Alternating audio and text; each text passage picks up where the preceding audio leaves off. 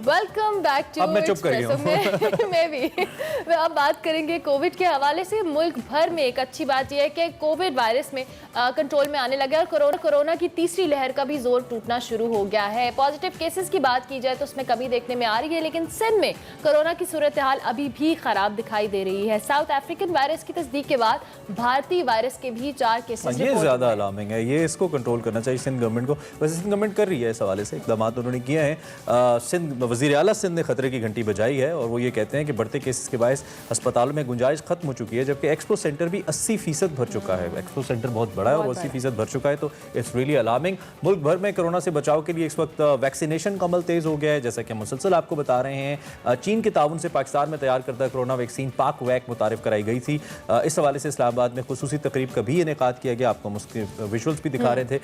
मामले खुसूसी डॉक्टर फैसल का ये दावा है कि आइंदा चंद सालों में पाक वैक वैक्सीन की मुकम्मल प्रोडक्शन पाकिस्तान में होगी। बिल्कुल। अगर दूसरी जानिब बात की जाए तो गवर्नमेंट ने 18 साल से ज़ायद उम्र के अफराद के लिए वैक्सीनेशन का सिलसिला शुरू कर दिया है। पहले जून की जो एक कहले वैक्सीन की 1 करोड़ डोजेस खरीदने का फैसला किया था पहले लॉट में, और मकसद के लिए तकरीबन 20 अरब रुपए की मंजूरी भी दी गई थी। उधर आलमी इदारा सेहत ने सैनोवैक को कोरोना वैक्सीन की हंगामी इस्तेमाल की मंजूरी भी दे दी है। और इसके साथ साथ अगर हम बात करें तालीमी इदारों की, तो आज बैनुल सूबाई वज़राए तालीम की कॉन्फ्रेंस हो रही है, जिसमें 7 जून से तालीमी इदारे खोलने के हवाले से भी अहम फैसला किया जाएगा।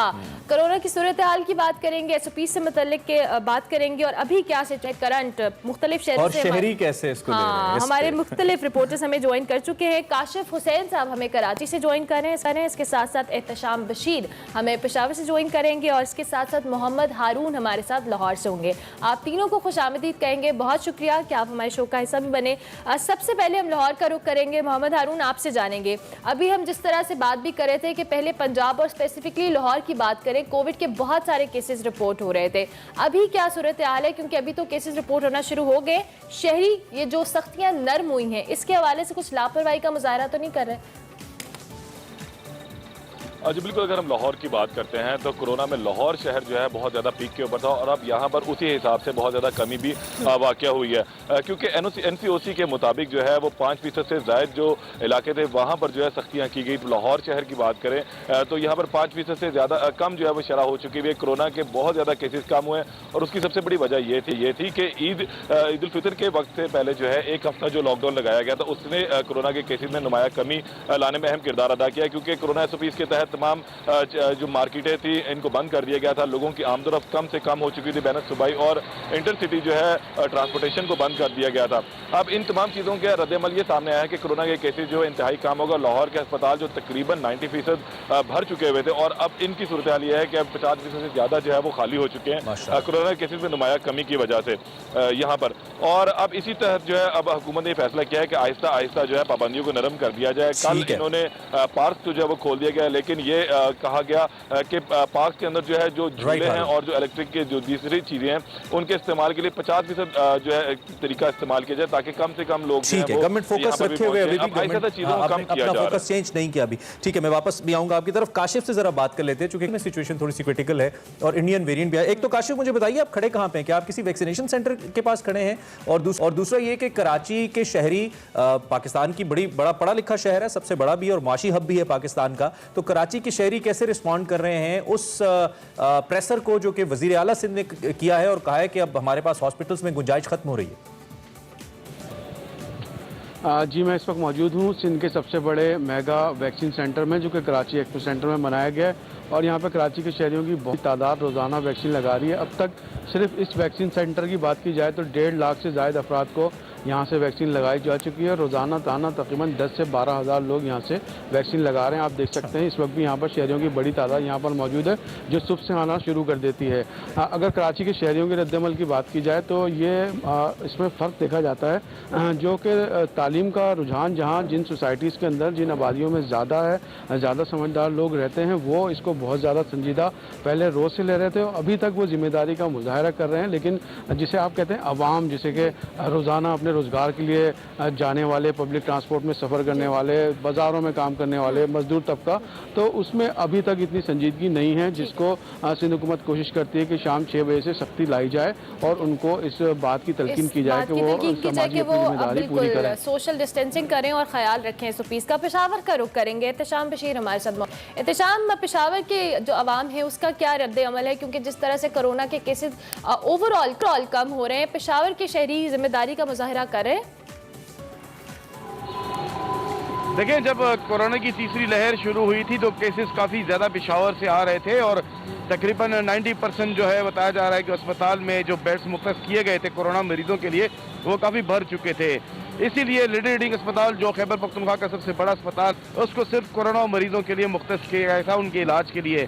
तो जो ही हुकूमत ने लॉकडाउन किया है ईद के अयाम में, तो उसके बाद से कोरोना की जो शरह है उसमें कमी होती हुई नज़र आ रही है। आज जो सुबह अदाद-ओ-शुमार जारी किए गए हैं महकमे सेहत की जानिब से, तो ये जो पॉजिटिविटी शरह है वो तकरीबन 3.9 तक आ चुकी है। इसी तरह जो खैबर पख्तूनख्वा की दीगर अजला है वहाँ पर भी शरह काफ़ी ज़्यादा कम आ गई है, वहाँ पर स्कूल खोल दिए गए हैं, लेकिन पेशावर में अभी ऐसी सूरत हाल नहीं है।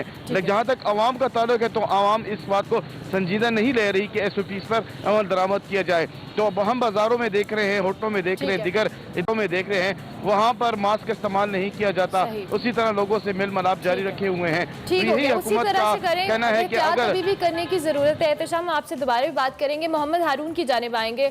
लाहौर की हम बात कर रहे थे वैक्सीन के हवाले से। हारून, मैंने आपसे नहीं पूछा वैक्सीनेशन पे किस तरह से, क्योंकि स्टार्ट में हमने देखा था कि लोग थोड़ी झिझक महसूस कर रहे थे वैक्सीनेशन के हवाले से। अभी लाहौर शहर की बात कीजिए तो वैक्सीनेशन की क्या सूरत हाल है, लोग कितने इंटरेस्टेड हैं वैक्सीन लगवाने में? जी बिल्कुल, तीसरी वबा जब अपनी शिद्दत इख्तियार कर चुकी थी तो लोगों में एक डर और खौफ भी बैठा, जिसके बाद क्योंकि वैक्सीनेशन के हवाले से भी मुख्तलिफ इबाम जो है लोगों के अंदर मौजूद थे, लेकिन हुकूमत एक अच्छी मुहिम चलाई। इसमें शोबिस के सितारे, क्रिकेट के सितारे और दीगर जो लोग थे उन्होंने अपना किरदार भी अदा किया और लोगों के अंदर ये आगाही पैदा की कि वैक्सीनेशन करवानी बहुत ज़रूरी है। तो अब जैसे जैसे ये वैक्सीनेशन का जो एक उन्होंने क्राइटेरिया रखा था कि इतनी उम्र से लेकर इतने उम्र तक के लोगों की वैक्सीनेशन जो है वो आम खोल दी गई और वो वॉक थ्रू के जरिए करवाना शुरू करवा दिया, तो फिर अब लोगों की एक बहुत बड़ी तादाद जो है वैक्सीनेशन की जा रही है, क्योंकि लोग मामूल की जिंदगी की तरफ आना चाहते हैं। ठीक है हारून, वक्त मेरे पास कम है। मैं आखिर में काशिफ जल्दी से और मुख्तसरन बता दीजिएगा, सिंध गवर्नमेंट ने वैक्सीनेशन का इंतजाम कैसा किया है? पंजाब में तो लोग तारीफ कर रहे थे, सिंध में कैसा, कराची में कैसा इंतजाम है, लोग मुतमईन हैं? क्विकली बताइएगा। जी हाँ, बिल्कुल मजमूई तौर पर बहुत बेहतर इंतजाम हैं और क्या कहते हैं, लेकिन मसला ये है कि आवाम की भी कुछ जिम्मेदारियां हैं। बेतहाशा रश वैक्सीन सेंटरों पर देखा जाता है, जहां जो आवाम है बेसब्री का मुजाहरा करते हैं। यकीनन यहाँ पर एक मुनज़्ज़म तरीके से वैक्सीन लगाई जा रही है, पहले कवायद की तस्दीक की जाती है, उसके बाद डोज लगाए जाते हैं। तो ये थोड़ा सा शहरियों पर भी आता है कि वो सब्र करें और जिम्मेदारी है। बहुत शुक्रिया मोहम्मद हारून, हमें लाहौर से ज्वाइन कर रहे थे, काशिफ हुसैन हमारे साथ कराची से मौजूद थे, एहतशाम बशीर हमें पेशावर से ज्वाइन कर रहे थे। आप तीनों नुमाइंदों का बहुत कि आपने हमें अपडेट किया और सबसे बढ़कर हम सबकी एज ए शहरी जिम्मेदारी है कि हम वैक्सीनेशन करवाएं ताकि हम खुद भी महफूज रहें और अपने इर्द गिर्द लोगों को भी महफूज रखें। और जिन जिन लोगों ने SOPs का ख्याल रखा, अपना रोल प्ले किया किसी भी सूरत में कोविड को खत्म करने में, उनको हमारा खिराज तहसीन भी है और अल्लाह करे हम जल्द मुकम्मल तौर पर इससे निकल आएं। वैसे Pakistan and Pakistanis are doing great. Allah करे कराची और सिंध में इसकी शरह कम हो जाए ताकि हम थोड़ा सा मजीद रिलैक्स हो जाए। ब्रेक हमारी बनती है, इसके बाद ब्रेक लेते हैं और ब्रेक के बाद वापस आते हैं।